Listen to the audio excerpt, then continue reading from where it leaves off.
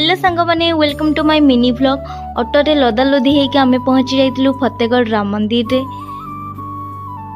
जोठी लागुथिला जेमिति दुनियार सबुठु भल जगह आ लागुथिला जेमिति आकाश छुई जाइछि। बहुत भिड़ होइतिबारु आमे ठाकुर को दर्शन करि पार नथिलु। तापर आमे रिटर्न करतिलु अनंतगिरी गुंफा जोटा से नयागढ़। देन आमे सेठी सब स्टार्टर खाइतिलु। सेठिकार परिवेश मध्य बहुत भल थिला।